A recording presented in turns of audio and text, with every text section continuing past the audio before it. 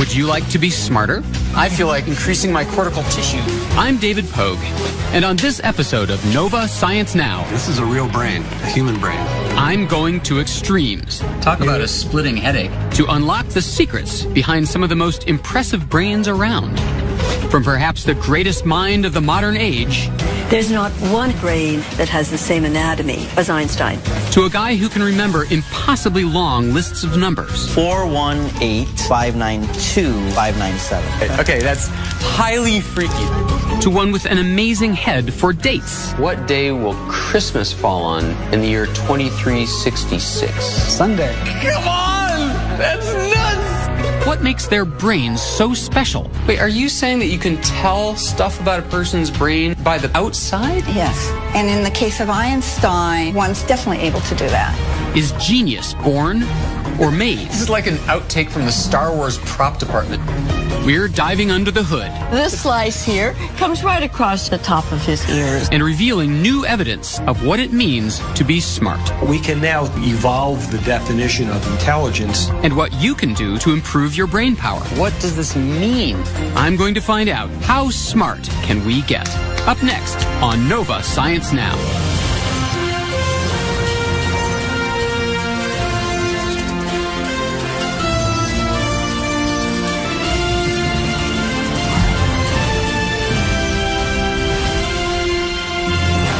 Funding for Nova Science Now is provided by... Have you ever wondered why some brains are smarter than others? Or if there's a way to get smarter yourself? I'm David Pogue, and I'm on a quest to explore the upper limits of brain power.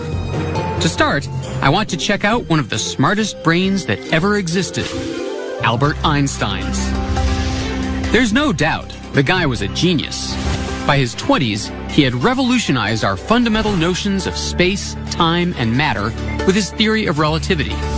A few years later, he figured out how gravity works.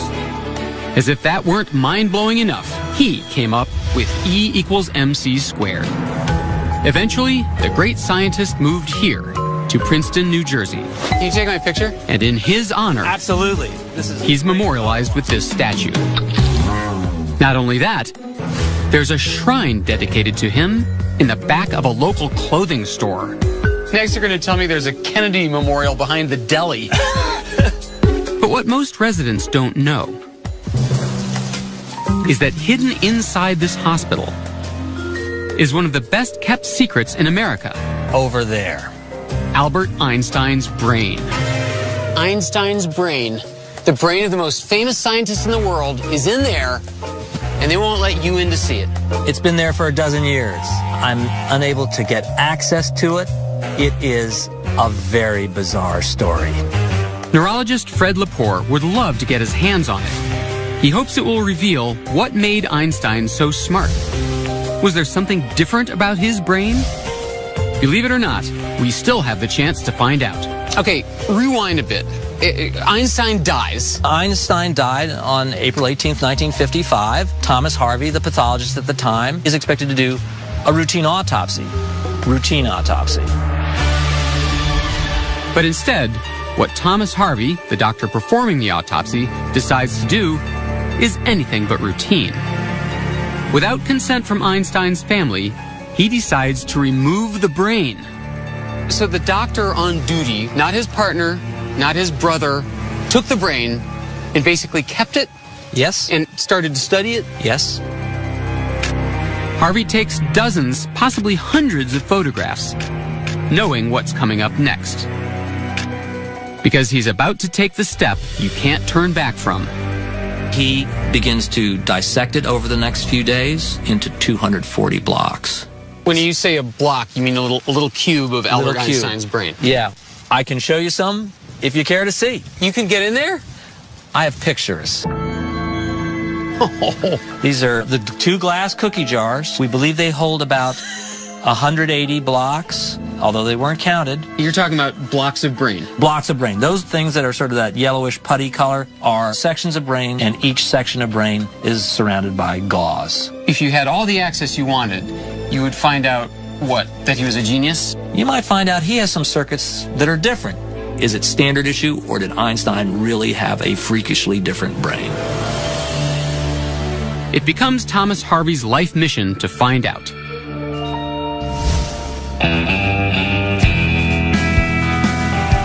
And when he loses his job at Princeton Hospital, Harvey quietly slips away, taking the brain with him. Can you imagine what the TSA would have said about his carry-on? Sir, can you step over here? He travels to the Midwest. Wherever he moves, so goes the brain. From time to time, he sends chunks of it to researchers he deems worthy. Then, in the 1990s, he sends several chunks and some of his photographs to Canadian neurologist Sandra Whittleson. Whittleson has one of the largest collections of brains in the world, kept in this walk-in refrigerator. Thomas Harvey realized that because I had a large brain collection, it would be a good comparison for a case study of Einstein's brain. Harvey gives Whittleson a few select chunks, but it's in a handful of photographs that she finds the most valuable clues. She makes a startling discovery in an area of the brain called the parietal lobe, on the top of the head towards the back. We have 125 brains in our collection, which means 250 hemispheres. There's not one hemisphere that has the same parietal lobe as Einstein. Whittleson believes that a part of Einstein's parietal lobe was 15% larger than any other brain in her collection. To find out what makes this discovery so important, I'm going where no host has gone before. With the help of pathologist David Zagzag and neurosurgeon John Golfinos, I'm taking a little brain tour. So, gentlemen, can you certify this is no plastic model? This is a real brain, a human brain. May I touch the brain? Very gently. Oh, wow. It's cold, rubbery, and it's clammy, and it's got a weird consistency. How would you describe this to someone at home? Like hard jello is what I think of it. Yeah, very hard jello. That's good. Here, catch. Put it down. The first thing you notice when you look at it is that there are these raised parts, these ridges. These tiny ridges, or bumps, are called gyri. They contain billions of nerve cells. The crevices are called sulci. The reason we have all these folds is that as the brain developed and as we got smarter, our brain got bigger, and to fit inside the skull, it had to fold in on itself. Does that mean that ancient man would not have as many folds? Correct. More folds mean more nerve cells, and that means more brain power. All of these folds are divided into 4 major areas, or lobes, which are found in both hemispheres. The area Whittleson found unique in Einstein, the parietal lobe, is a fascinating part of the brain. It's involved in how we develop a picture of the world around us. 3D rotations, spatial imaging. That's what the parietal lobe does. Wow. So it kind of makes sense that Einstein, who processed the universe and the laws of physics, should have a super developed parietal lobe. A unique parietal lobe could have helped Einstein think about space, time, and gravity in a way nobody ever had before. That anatomy conferred some kind of an advantage to Einstein in that particular area of intelligence. But is that what made him a genius? Were his unique parietal lobes the key to his revolutionary mathematical concepts? Wow, that's like a perfect score. At Texas Tech University, Michael O'Boyle is doing research that could help answer this question. He's been studying the brains of math geniuses like 13-year-old Sham. Einstein was a great scientist. So many others like Stephen Hawking, Newton, they were all really great scientists. I do want to be a great scientist like them. Sham has won dozens of math competitions. 12 square root of 3. 12 root 3 is the correct answer. In fact, he's become a bit of a celebrity on the math circuit. Today, Michael is scanning Sham's brain to see what areas he uses to do complex math. This scan is called an fMRI. The F stands for functional. While Sham presses buttons to answer math questions displayed on the screen, the scanner detects increased blood flow in the parts of his brain that are hard at work. These areas are depicted as red. How much is Sham making use of his parietal lobes? It turns out, a lot. He is relying on parietal areas to determine these mathematical relationships. That's characteristic of lots of math-gifted types. In fact, in a recent study, O'Boyle found that while solving math problems, math-gifted kids have 5 to 6 times more neuron activation in these brain regions than the average kid, especially here in their parietal lobes. But is there more? My quest to find out takes me to Santa Fe, New Mexico, to learn what anthropologist Dean Falk has discovered in Einstein's brain. Dean is a leading expert in the study of primate brains. Her specialty? Analyzing the meaning of those bumps and folds on the surface. Wait, are you saying that you can tell stuff about a person's brain by the patterns of the folds on the outside? Yes. And in the case of Einstein, one's definitely able to do that to some extent. While looking at Whittleson's photographs, Dean makes a surprising discovery in another area of Einstein's brain, the frontal lobes. Doctors, talk to me about frontal. So these frontal lobes are really involved in almost everything we do, making us who we are. Behaviors, planning, understanding what we're going to do next, staying organized. And they're really what make us human.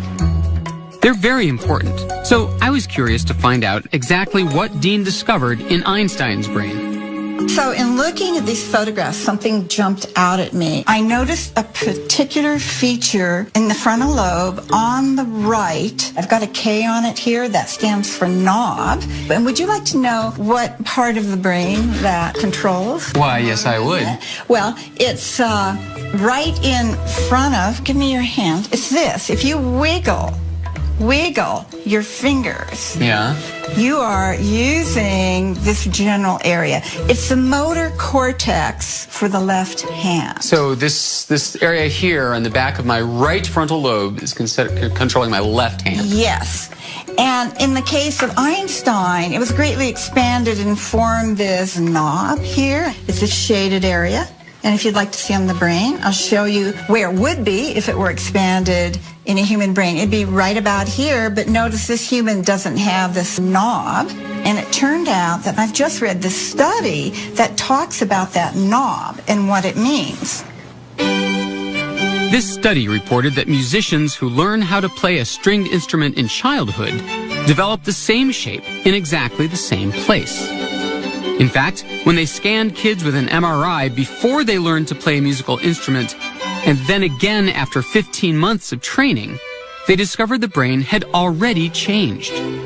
So I was surprised to see this in Einstein, and it fit, because in fact he took violin lessons as a child for years and years and years.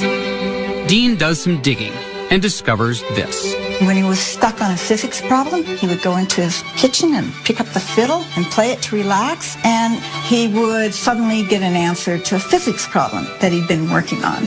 Wow. Einstein is reported to have said, "The theory of relativity occurred to me by intuition, and music was the driving force behind that intuition." Einstein may have been born with extraordinary parietal lobes, but without his love of the violin, would Einstein have become Einstein?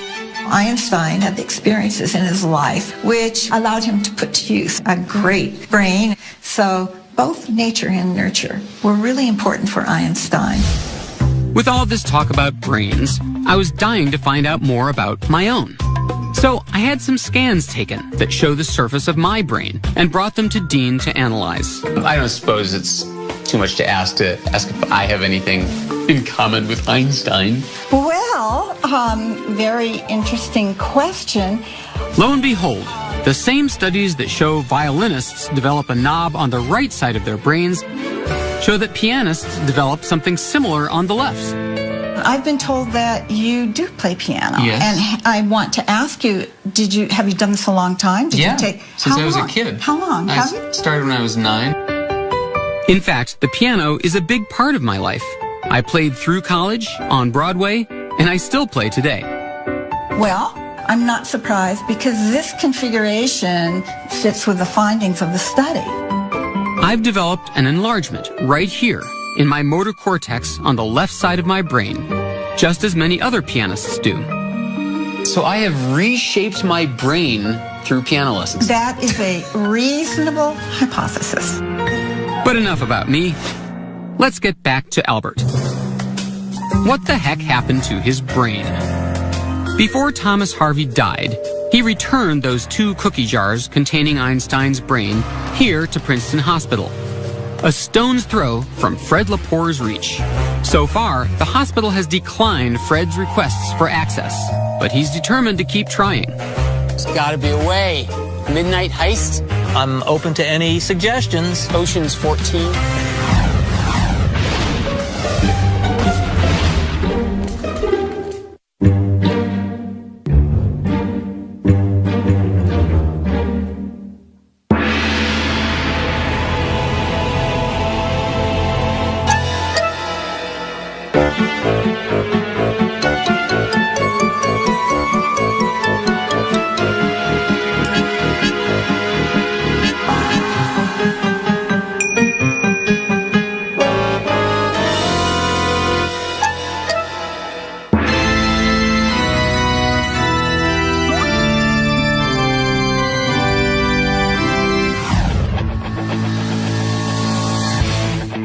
Being smart involves many skills. Among them, how important is memory? To find out, I'm here at the U.S. Memory Championships. We have 5 minutes. Mental athletes, begin. First round, memorize 500 numbers in order in just 5 minutes. Trying to remember more than 20 makes my head spin. Nelson Dellis, a previous champion, memorizes 303 of them, making him the winner of this round. Oh, come on! It's rigged! It's stacked against people with bad memories. Next, I have 5 minutes to memorize the exact order of an entire deck of cards. Maybe I'll get extra points for creativity. Or not.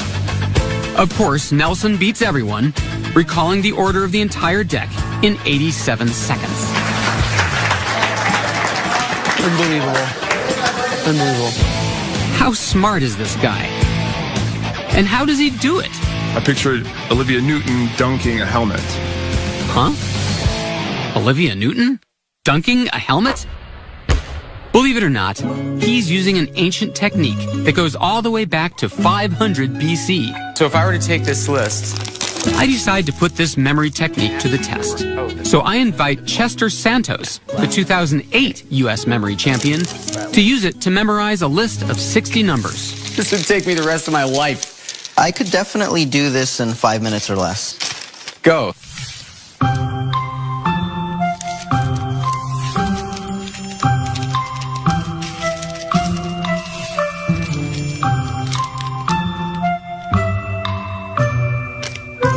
Okay, I'm done. I got it. You're done? I got it, yeah. Just let me know if I make any mistakes, okay? Just let me know if I make you any can mistakes. count on it. Okay, 418-112-097-580-871-592-597. You got them all exactly right. Okay, that's highly freaky. Now it's my turn to learn this ancient memory technique. All right, bring on the list. Chester takes out a list of 40 random words for me to memorize in order. Monkey, iron, rope, kite, house, paper. That's right. I said 40. Bicycle, elephant, computer, sword, necklace, and pizza. That would take me several hours. You will have this perfectly memorized in 10 or less minutes. All right, I just want to be clear for the record. If I don't, it's his fault. Step 1. My lesson begins by walking around my living room, making note of objects I see every day, like my beloved grand piano, my favorite chair, and my kid's guitar. Toys really meant to have these cleaned up. The watering can. Chester tells me to study these objects because we're about to use them to help me remember those 40 words. The globe and the pillars. Now it's on to step 2. Imagine that on top of this piano, there is a monkey dancing on that piano. But you don't just see the monkey dancing around, maybe you even hear the monkey making monkey noises as it's dancing. because that's the first word, monkey. So picture that, really imagine that happening. Okay. And this monkey picks up a giant iron. How does this strange technique work? We asked a memory expert to explain. We are visual, we are auditory, we have all these different senses, and the more a single piece of information is locked in through the various senses, the better chance it's retained. So the crazier and more vivid the story, the better. Now, at that chair, see a rope attached to a kite. And the kite's flying around in the air. Just picture that. The guitar is smashing into a house. And you discover that the house is made of paper. Now, all your visuals are very active and there's a lot of motion to them. Is that part of it? Exactly. We tend to remember things more if there was something interesting actually happening rather than just a stagnant object that's just sitting there. So a dancing monkey, a shooting rope, a smashing guitar. Perfect. Further down the list, my tissues are having quite a memorable experience as they get run over by a bicycle with an elephant perched on top. Can you see that? I can. Something's wrong with me. But you will remember this stuff. Yes, I will. You definitely remember that. Okay. The time has finally come. I don't have any particular confidence that this I have a lot of confidence. Beyond the monkey. I know I got the monkey. So on the piano, we have monkey and iron. And then next to it was a chair, and that had rope and kite. And then guitar, smashing a house, paper. Lo and behold, as I mentally traverse the room, the words come pouring out. A river. That's right. Rock. That's correct. Tree. That's right. Cheese. Correct. But then there's something about the tissues. I'm sure it had something to do with smashing. Some violent. Let's see. The tissues. The tissues were getting run over by. A bicycle. You got by an elephant. After a close call, I miraculously whizzed through the rest of the list. The necklace and the pizza. Awesome. Great job. That was great. Next year's memory champion, David Pogue. Thank you. Incredible job. I want to know what parts of my brain accomplished this Herculean task. Yeah, so we're not seeing... I asked Dr. Zagzag and Golfinos to show me. So why don't you... Are you kidding me? This is what I call a brain knife. So please. This one's going on the resume. Okay, ready? Right there. Oh, man. Oh. And wow. I am very happy to inform you that you have made the most symmetrical cut. And the two hippocampi are right here in front of you. Just below the pointer. The hippocampi are toward the middle of the head, just a few inches in from the ears. These tiny structures help store our short-term memories. So that little thing is our memory? Short-term memory, yes, sir. Wow. So what about these people from memory championships? They translate everything into visual metaphors. So if you think about it, they're attaching extra information and using other parts of the brain, the part that processes language, the part that processes images, and that's how they attach them onto the memory and make it a stronger memory by recruiting other parts of the brain to help. Having a good memory is important, but for a brain to be really smart, it has to do even more. Tell me which of these pieces should go here. It has to have the ability to problem solve. Number 4. For over 100 years, we've measured the brain's ability to solve problems with IQ tests, like this. Number 3. Could there be a better way? My quest to find out how a smart brain works takes me to a research center in Albuquerque, New Mexico, where state-of-the-art technology could give us a whole new way to assess intelligence. We now have the opportunity to evolve the definition of intelligence away from just relying on test performance and toward a definition that includes brain physiology that we can measure. How will they do it? Using this strange-looking device, called an MEG scanner, Richard Heyer and Rex Jung are trying to reveal what parts of the brain we use when we're problem solving. This is like an outtake from the Star Wars prop department. Yes. But instead of impersonating Darth Vader, I'm taking a pop quiz. Questions like the kind you find on an IQ test will appear on this screen. I'm supposed to solve brain teasers like this. As I do, my high-tech helmet picks up what's happening in my brain. The brain is made of billions of nerve cells, and every time one communicates with another, it generates an electrical signal. Those signals give off a magnetic field, which is picked up by my helmet. The result is an animated image of my brain.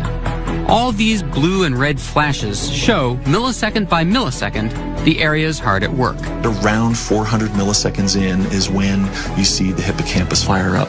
I'm making good use of the areas I used to memorize those 40 words. But Heyer and Young's research shows I'm also relying heavily on that area so unique in Einstein's brain, the parietal lobe. And I'm also making good use of my frontal lobe, which helps me with planning and decision making.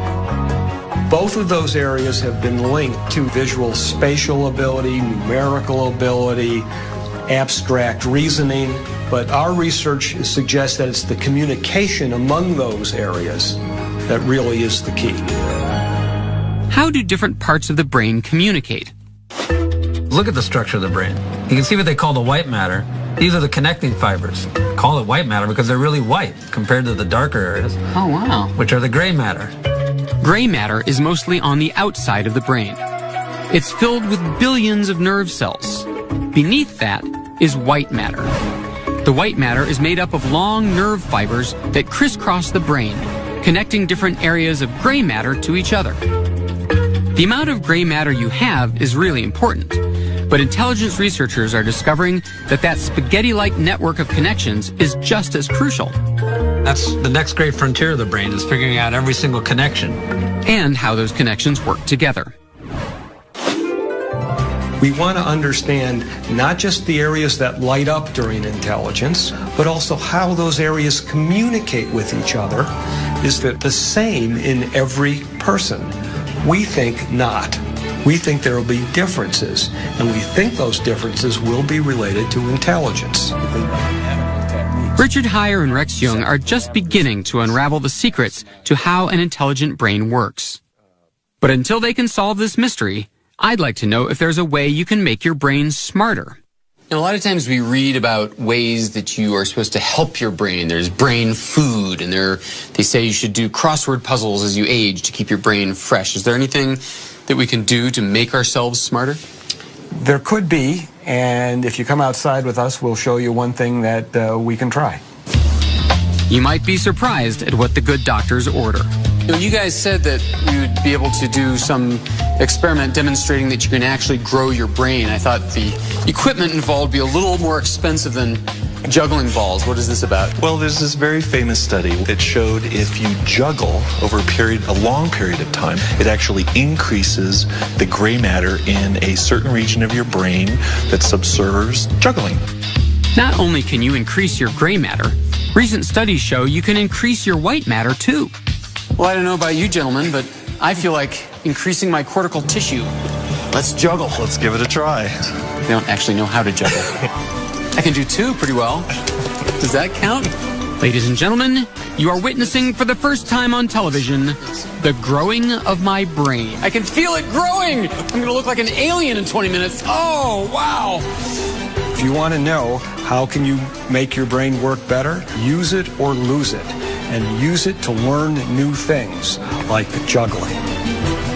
So remember, learn something new and you too can grow your brain power.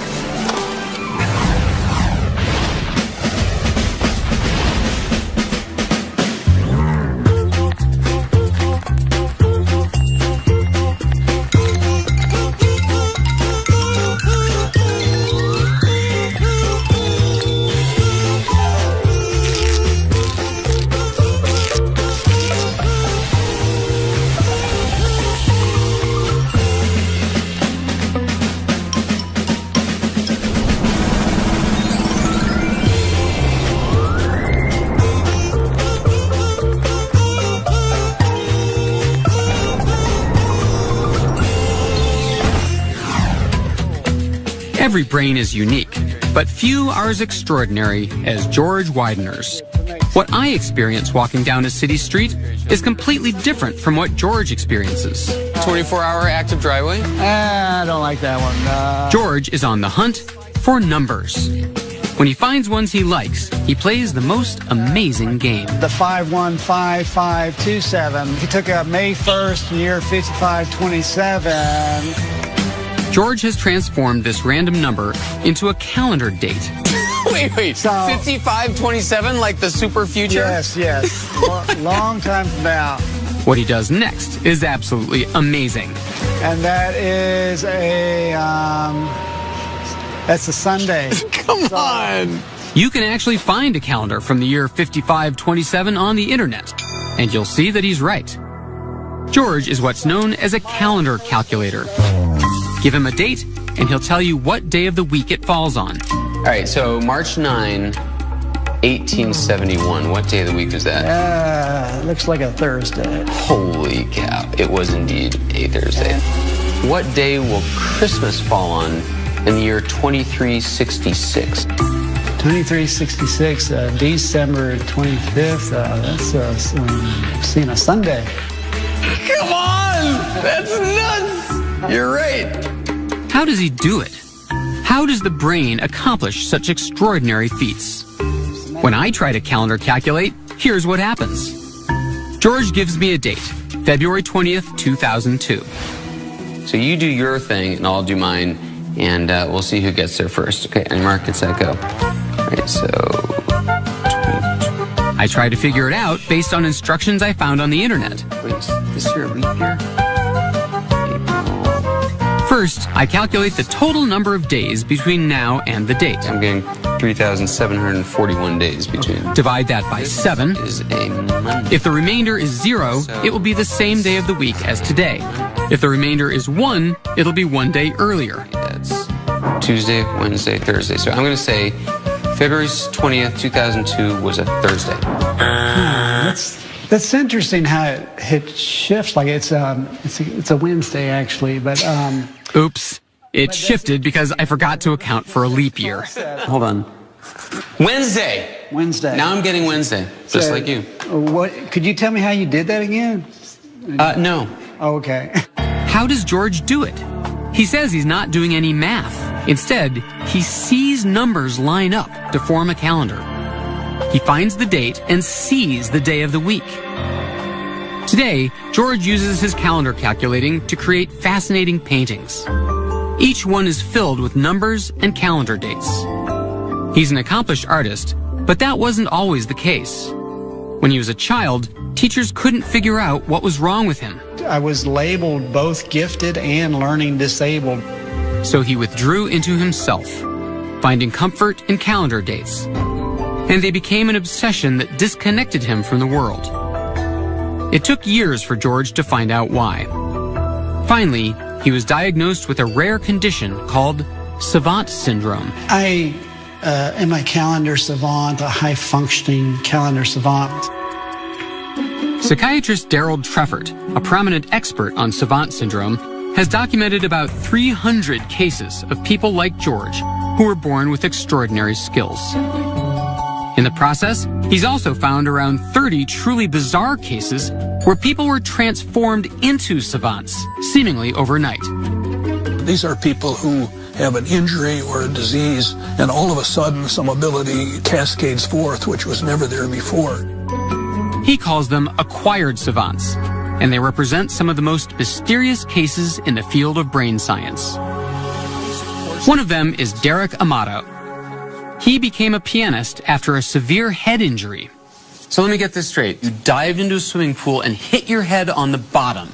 You came to a week later and what? Derek started to suffer from headaches and memory loss that still plague him today. But then something unexpected happened. Barely a week after the accident, he was hit with an uncontrollable need to play the piano. He sat for hours playing this melody over and over again.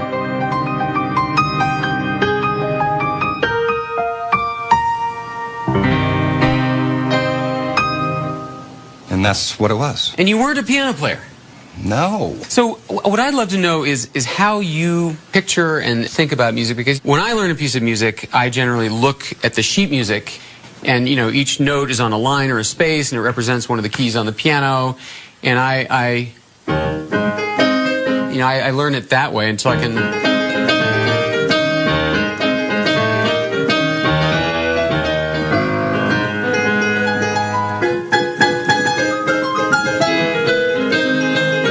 So that's all written out by the composer, specifically? That would take me a year to learn, maybe 5. Wow, so do you read sheet music? No, I see blocks. I see these black and white squares nonstop. These blocks tell his fingers how to play that melody.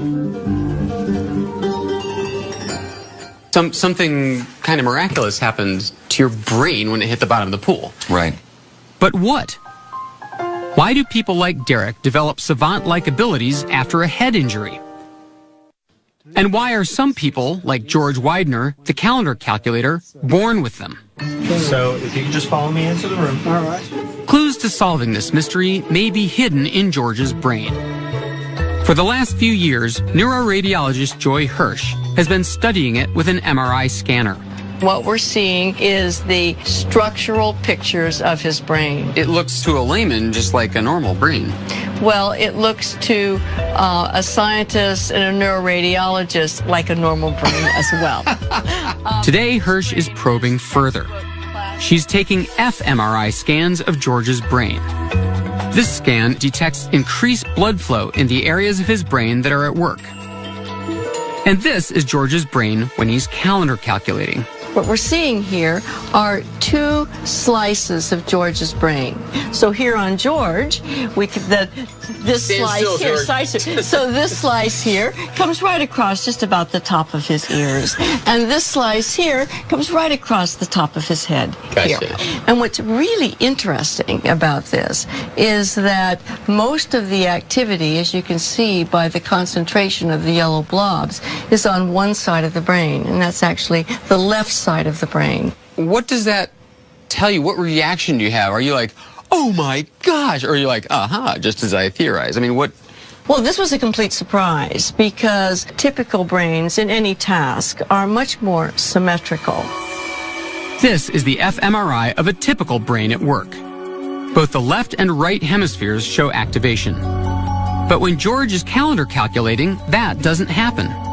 The activity pattern on the right side of the brain is very sparse in a way that might suggest some kind of shutting down of one side of the brain. So this is quite extraordinary.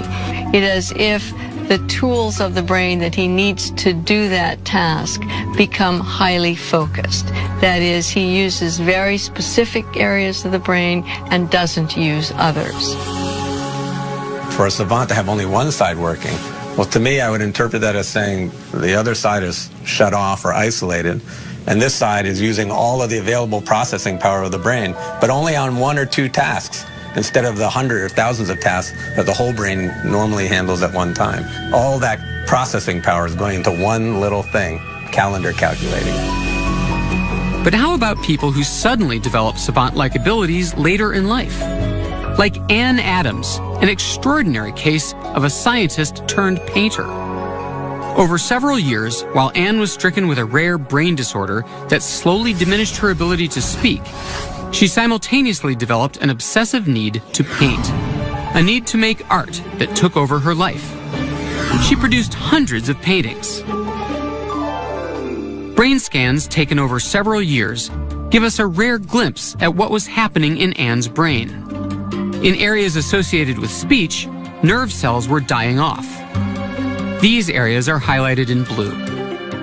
But in the areas highlighted in orange, something very different appears to be happening. The right posterior part of the brain, the part that's involved, we think, with production of art, is starting to remodel and rebuild.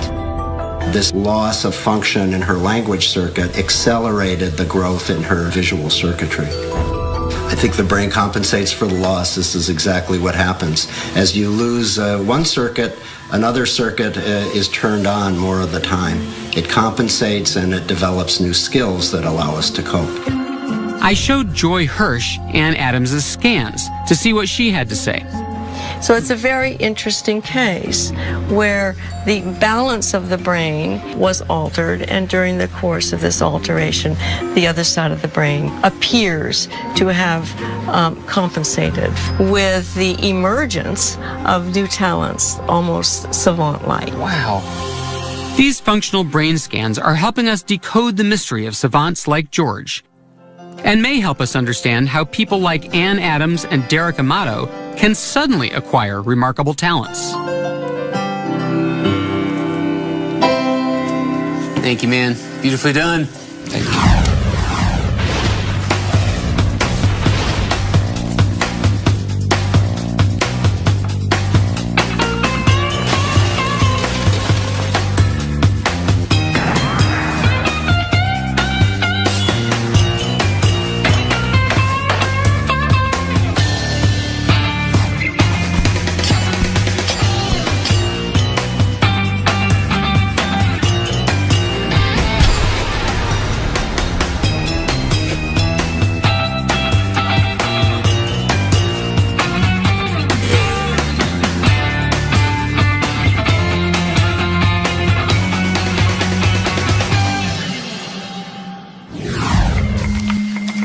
These kids are about to take an exam, just one of many in their lifetimes, and they're feeling the pressure.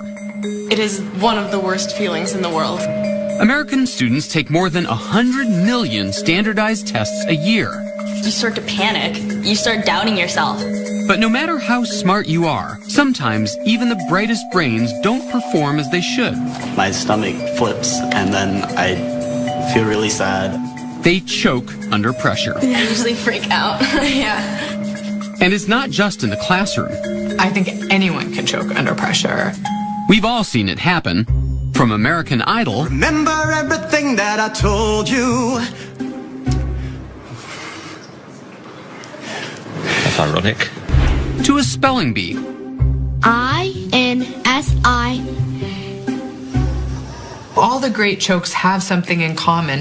They've all failed to perform up to their best when the pressure is high.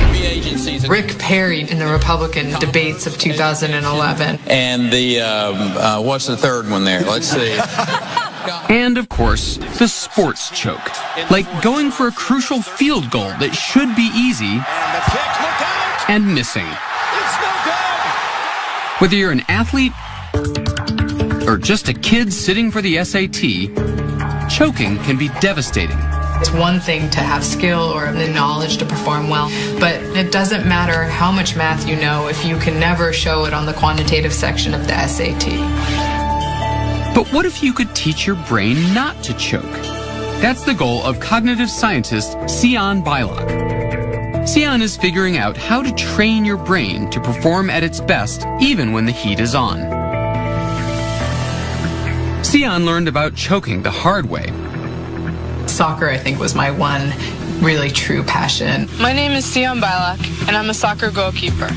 At 16, she was a star goalie in the Olympic Development Program.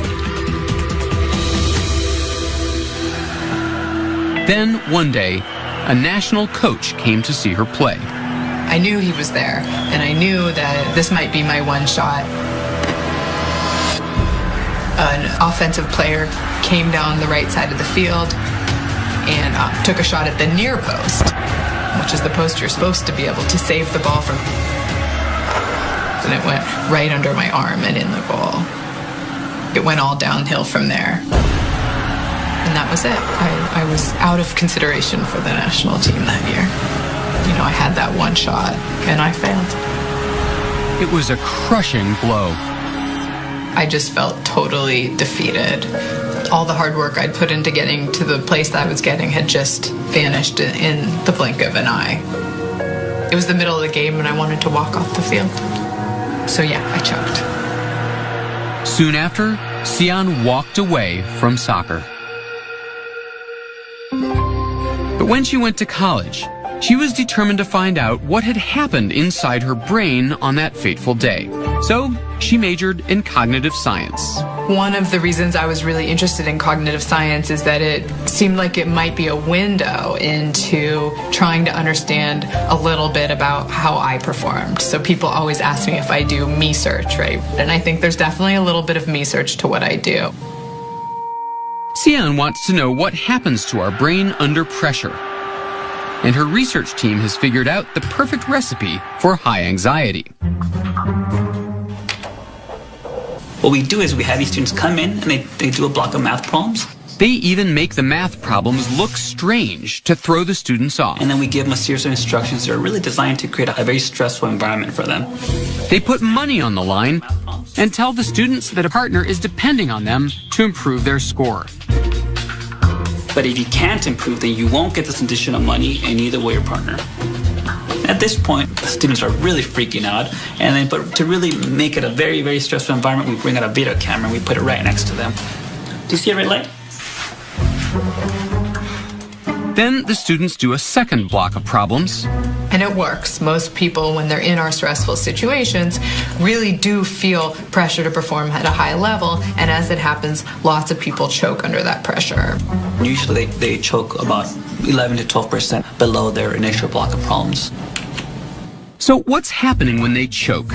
Only the scanner can tell. We put people in this MRI machine. They're lying on their back, but they can see a computer screen, and they're actually performing problems. They use a controller to give their answers. Then Xian's team makes them sweat. Finally, during this next set of problems, we're going to be videotaping your performance. Xian's theory was that these stressors were messing with the patient's working memory. It's a little different from short-term memory, which comes from the hippocampus. Working memory is your mental scratch pad that essentially allows you to work with whatever information is held in consciousness. And it involves the prefrontal cortex, which is part of the frontal lobe just above our eyes. Our prefrontal cortex essentially allows us to do all those special things we can do as humans, whether it's hitting a tiny ball into a tiny hole or juggling lots of math problems in our head. Based on activity she saw in the scans of her stressed-out subjects, Xian can infer communication between the prefrontal cortex and the emotional centers of the brain, like the amygdala. And when the emotional centers are overactive, they can prevent clear thinking. In these situations when people fail, these worries tend to come online and co-opt those prefrontal resources that people would otherwise use to perform well. Xian's preliminary data suggests that in a choker's brain, the emotions cause a racket big enough to interrupt working memory. But what about those lucky people who don't choke, who perform well under pressure? What's different about a non-choker's brain?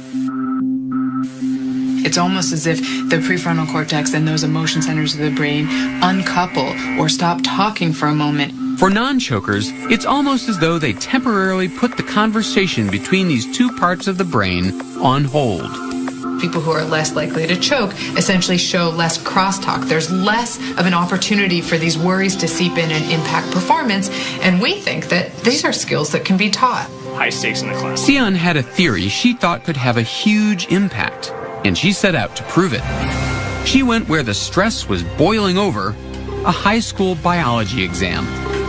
Just before the test started, Xian's team gave the kids an extra assignment.